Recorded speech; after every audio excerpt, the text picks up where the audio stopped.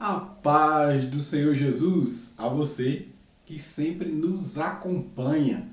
E nós estamos dando prosseguimento àquilo que a gente falou desde a sexta-feira, né? Que a gente ia ter vídeo todos os dias neste feriadão e íamos trazer estudos acerca de áreas bem importantes, justamente levando em consideração o que esse feriado significa e o que ele traz, né, para muitas e muitas pessoas. Hoje eu quero dar continuidade à palavra que eu comecei já no domingo, né? Hoje já estamos na terça-feira e eu gostaria de dar continuidade à palavra que foi justamente uma palavra que saiu da boca do próprio Jesus, que foi: entrai pela porta estreita. E ele continua dizendo: largo é o caminho e espaçoso é o caminho e larga é a porta que conduz à perdição, e são muitos que por ela entram. Mas ele diz que estreito é o caminho, ou apertado é o caminho, e estreita é a porta que leva à vida, e poucos são os que por ele ou por ela adentram. Então, levando em consideração estas palavras que o Senhor Jesus ele trouxe como ensinamento, já dito, né, esses dias, que foi no Monte das Bem-aventuranças, alguns estudiosos dizem que é no Monte Tabor. Então, lá neste monte, ele proferiu esta mensagem, este conselho para as pessoas, mostrando que a liberdade da parte de Deus existe para todo e qualquer ser humano, e a escolha do ser humano é que leva ele para a porta larga ou para a porta estreita. E aí para a vida ou para a morte.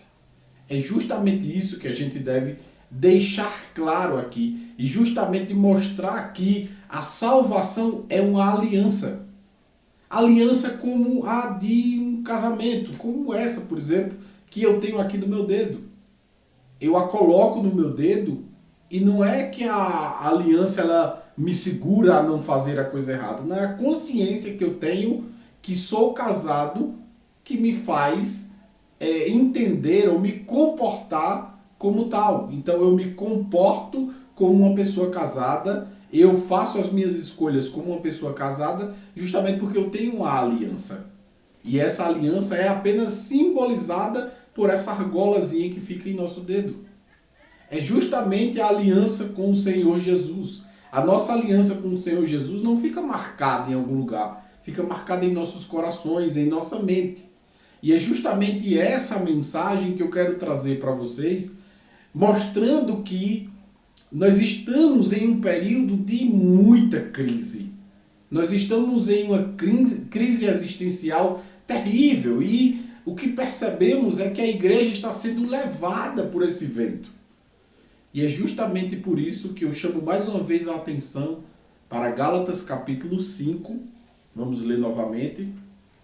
Eu li esses dias, mas é sempre bom estar lendo, relendo, lendo mais uma vez, para que aprendamos e para que guardemos, né, de forma clara. É muito importante guardar a palavra do Senhor de forma clara em nossa mente e em nossos corações, para não pecar contra o Senhor.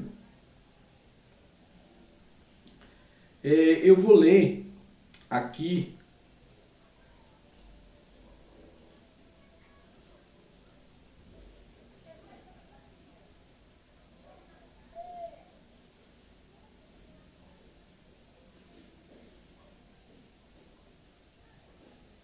vamos ler a partir do versículo 16. E eu digo vamos ler porque eu sempre sugiro a você que leia, que acompanhe, que pegue a sua Bíblia, que confira. É muito importante isso.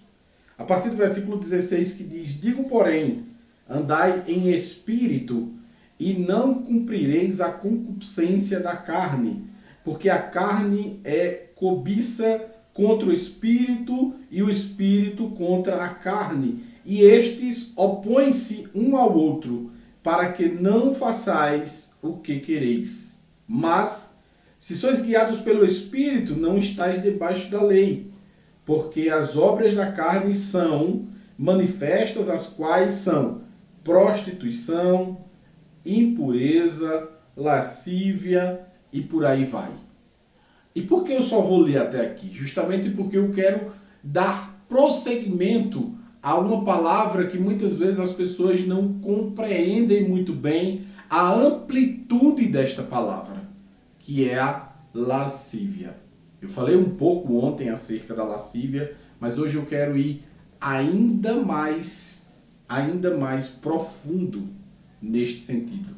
Você pode perceber que ao ler e ao iniciar a leitura acerca da descrição dessas obras da carne que o apóstolo Paulo traz ao nosso conhecimento, ele começa com pornografia e impureza, para depois chegar em lascívia.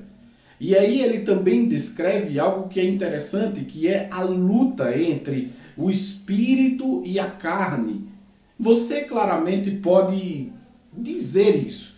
Você claramente pode sentir no seu eu todos os dias que quando fazemos coisas do espírito, a carne reclama. Por quê? Porque isso não é benéfico, isso não é favorável às coisas da carne. Adorar a Jesus, orar a Jesus, ler a palavra de Deus, coisas do tipo que nos levam a uma vida espiritual, são sempre incômodas ao corpo, dá sono, dá preguiça e por aí vai, né? Já quando olhamos para o lado da carne, por exemplo, né, festas, bebedices, glutonarias e por aí vai, coisas da área sexual, enfim, tantas e tantas coisas que nós poderíamos estar mencionando aqui, são muito fáceis, né, para a carne, para as coisas deste mundo, mas em compensação você perde a sua espiritualidade.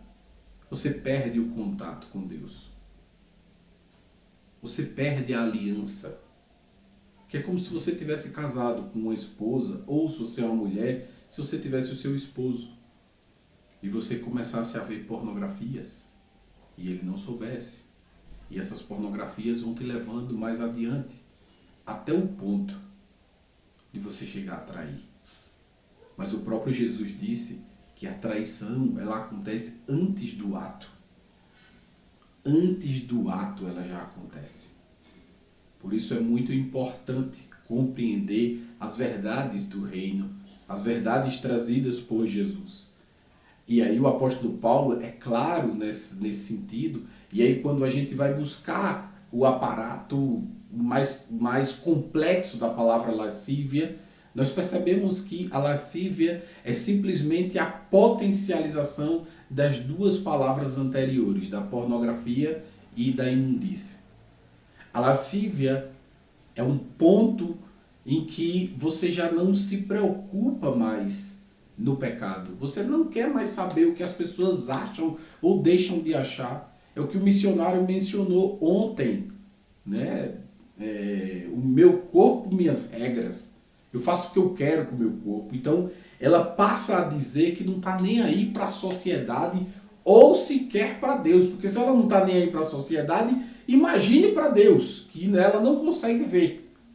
Então, ela já mostra que a sua capacidade de pecado já está no limite de lascívia.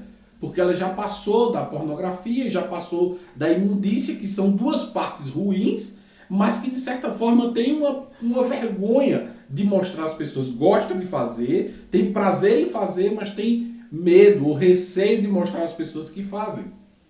Então, a lascívia já passa dos limites das duas primeiras. E aí eu trago um exemplo claríssimo para os nossos dias, para você ver que ponto nós estamos. Que ponto nós estamos. Quando Deus fala com Abraão, Deus diz assim, olha, eu vou destruir Sodoma e Gomorra, porque eu já não suporto mais. O povo peca de brincadeira, o povo já não tem mais pudor. Já não tem mais pudor. Essa é a palavra clara. E aí Abraão diz, mas Senhor, não destrua, se tiver 100. Ele disse, se tiver 100, justo lá eu não destruo. Ele disse, mas se tiver 50, e aí passa aquela briga. E aí o que acontece é que Deus mostra a ele que não tinha ninguém lá. Que não tinha ninguém. Aí Abraão vai e pede que extraia, né, que tire Ló, seu sobrinho, de lá de dentro da cidade. Mas você vai olhar o quanto é importante essa questão de aniquilar o mal. Muitos me criticaram esses dias passados, eu trazendo um conteúdo acerca do ateísmo, né? E um deles mencionou acerca de que Deus destrói as pessoas e hoje Deus não destrói mais. Estamos em tempos diferentes. Não é que Deus era mais valente naquela época e Deus não é mais nessa. A gente não chegou aos limites de Sodoma e Gomorra ainda, mas estamos caminhando para isso. É muito preocupante. E aí o Senhor vai lá, manda o anjo do Senhor ir lá, e quando ele chega lá, os cidadãos de Sodoma e Gomorra queriam molestá-los. Isso, queriam abusar sexualmente deles. E aí o que é interessante é que Ló passa na frente e diz assim, não façam nada com eles. Eu, se quiser, eu dou a minha filha para vocês que são virgens ainda. Imagine, um lugar de prostituição daquele, terrível, de um homossexualismo fora do comum. E ele oferece suas filhas virgens. E eles não querem. Eles queriam molestar aqueles homens. E aí os anjos fazem com que eles passem a não ver, e aí eles entram e aí tiram a família de Ló. Mas o que é interessante disso é que quando eles tiram a família de Ló dali, eles dão um recado, dizem, olha, não olhe para trás, porque se olhar para trás, não vai ser bom. E aí a mulher de Ló olha para trás. E aí é um sinal de que, poxa, eu estou perdendo alguma coisa, saindo daqui. E aí ela vira uma estátua de sal. E aí não acaba por aí o problema do pecado que havia naquele local. Não acaba por aí. Ló é tirado dali e deixado em um certo local. E aí o que acontece? As filhas de Ló embriagam seu pai e fazem relação com seu pai. Coisa que eles sabiam que era proibido. Então, para você perceber o quanto o pecado ele contamina o ser humano, você pode perceber na própria palavra, descrevendo claramente um homem que Deus mandou ir lá tirá-lo do meio da impureza. E aí e aí eu não culpo ele, lógico, né? Eu culpo as suas filhas por ter embriagado ele e por ter feito o que fez. Mas nesse contexto nós observamos e trazemos uma aplicação prática para os nossos dias. E aí, ultimamente nós vimos, eu acredito que se você acompanha as notícias, você vai perceber que no Rio de Janeiro o governador deu um decreto lá de que pastores e padres agora têm que casar gays. E nós não podemos casar gays. Nem que nos levem preso, nós não podemos casar gays. Porque a Bíblia condena. E aquilo que a Bíblia condena é condenado e ponto, acabou. Não estimulamos a violência, não estimulamos ir fisicamente contra essas pessoas que pecam. Não é isso.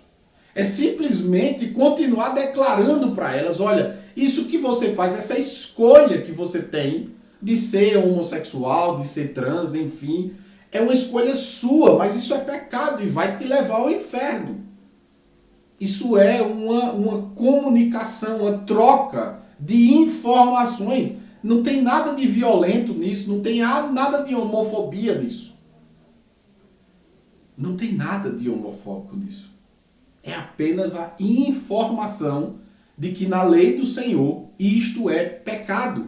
E o pecado leva o homem ao inferno.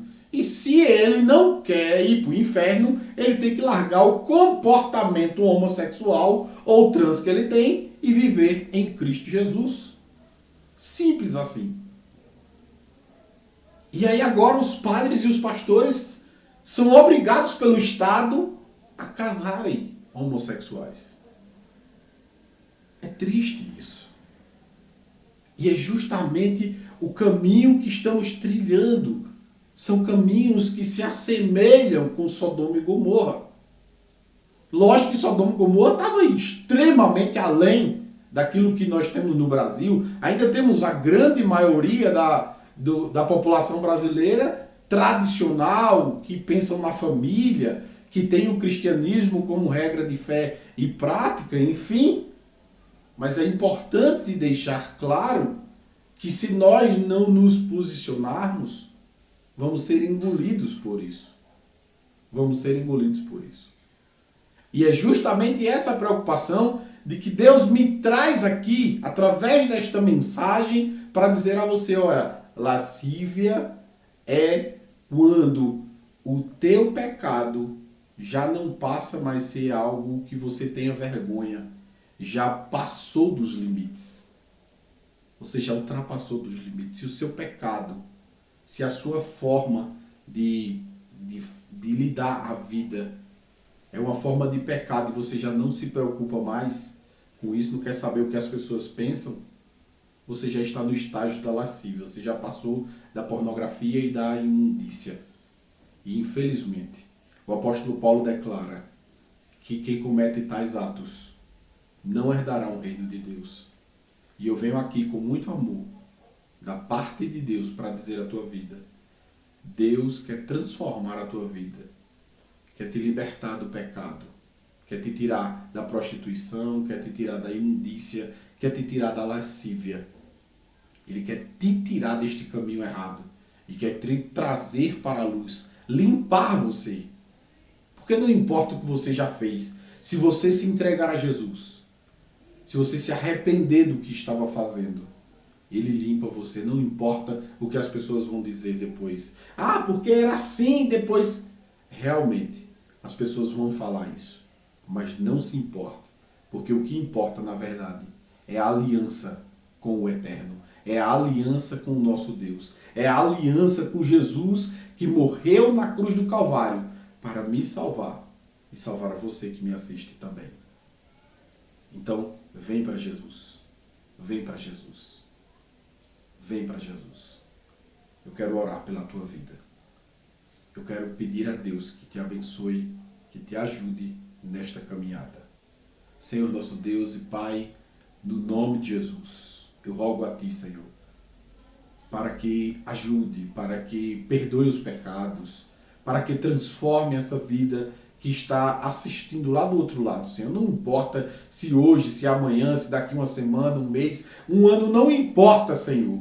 O Senhor é o mesmo ontem, hoje e será eternamente. E a Tua mensagem, Deus, a Tua mensagem, ela é transformadora, não importa a época. Que o Senhor abençoe esta vida, que o Senhor transforme, que o Senhor estenda as mãos de forma poderosa. É o que eu te peço, Senhor, em nome e por amor de Jesus. Que Deus abençoe a tua vida. Não esquece, curte, compartilhe essa mensagem com alguém que você acredita que precisa. E até a próxima. Tchau, tchau.